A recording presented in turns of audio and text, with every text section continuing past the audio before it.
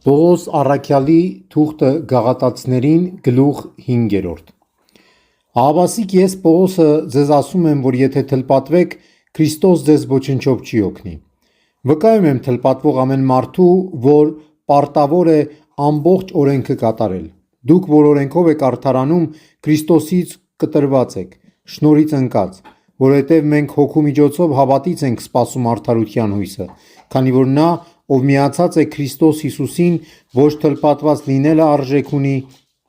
և ոչ անթլպատ լինելը, այլ հավատը, որ սիրով է գործում։ Լավ էր ձեր ընթացքը, ով ձեզ կասեցրեց, որ չհնազանդվեք ճշմարտությանը։ Այս թելադրանքը նրանից չէ, ով ձեզ կանչում է։ Մի փոքր թթխմոր խմորում է ամբողջ զանգվածը,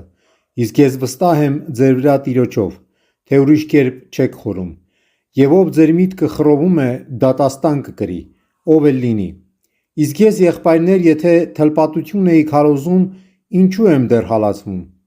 ապա ուրեմն խաչի գայթակղությունը խափանված է։ Երանի թե արմատախիլ լինեին նրանք, որ ձեր միտքը խռովում են։ Եղբայրներ, դուք կոչված եք ազատության, միայն թե ձեր ազատությունը սոսկ մարմնի ցանկությունների համար չլինի, այլ սիրով ծառայեցեք միմյանց, որովհետև ամբողջ օրենքը այս մեկ խոսքի մեջ է ամփոփվում. պիտի սիրես քո ընկերոջը ինչպես ինքդ քեզ։ Իսկ եթե միմյանց խածոտեք և հոշոտեք, զգույշ եղեք, գուցե թե միմյանց ոչնչացնեք։